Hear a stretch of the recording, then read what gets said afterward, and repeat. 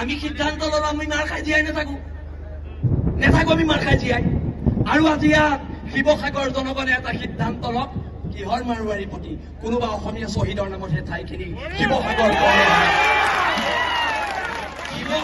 পৌৰসভাই আমি 30 জাতীয় জনগোষ্ঠীয় সংগঠনে পৌৰসভাক স্মাৰক দিম 7 দিনৰ ভিতৰত মাৰোৱাৰীৰ প্ৰতি নাম সলনি কৰক, আমাৰ শ্বহীদৰ নামত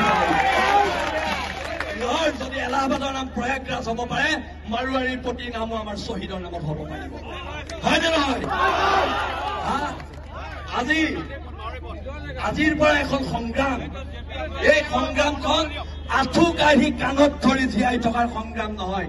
সেইকাৰণে আমি কওঁ, হ'ব পাৰো আমি দুখীয়া, আমি তহঁতৰ গোলাম নহয়।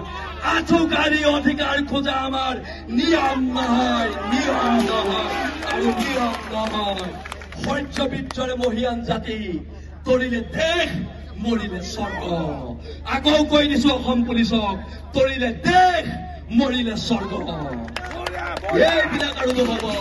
বহুত হল গুণ্ডামী, বহুত গুণ্ডামী হল। 17 চনৰ পৰা মাৰ খাই আহিছো, 17 চনৰ পৰা আমাৰ মানুহ মাৰি আহিছে, আৰু 17 চনৰ পৰা এইবাৰ আমি নোলোৱাহেঁতেন আজিও এইকেইটা জেলত নাথাকে। আমি ৰাজপথত নোহোৱাহেঁতেন শিৱসাগৰ থানাত অচি টেবুলত বহি লাল চাহ চিংৰা খাই জামিন দি দিলেহেঁতেন, হয় নে নহয়? ফেচবুক লাইভ কৰি জাতীয় সংগঠনৰ ল'ৰা এটাক মাৰিলে, মৰাৰ পিছত প্ৰতিবাদ হল। প্ৰতিবাদ হোৱাৰ পিছত সেই মাৰোৱাৰী মানুহজনক শিৱসাগৰ যেতিয়া অচি কোন আছিলে মই পাহৰিলো, অচিয়ে লাল চাহ আৰু চিংৰা খাই জামিন দি দিলে। সিহঁতৰ কাৰণে জামিনটো বৰ সৰু বস্তু, লাল চাহ আৰু চিংৰা, আৰু আমাৰ কাৰণে এটা 3 মাহ জেল। সিহঁতৰ কাৰণে জামিনটো লাল চাহ চিংৰা, আমাৰ কাৰণে জামিনটো 3 মাহ জেল। আপোনালোকৰ আইনখন ক'ত থাকে? মাৰোৱাৰীকেইটা দেখিলে ক'ত যায় আইনখন আপোনালোকৰ? আমি স্বাভিমানেৰে জেলত থাকো, কিন্তু মই আজি আপোনালোকক কৈ দিছো, আজি প্ৰশাসনক কৈ দিছো, স্বাভিমানে আমি জেলত থাকো, কিন্তু 3rd ক্লাছ মাৰোৱাৰী এটা ভৰিত নধৰো। না তাৰ পৰা পইচা খাওঁ, না তাৰ লগত কিবা ব্যৱসায়িক সম্পৰ্ক আছে, একো নাই।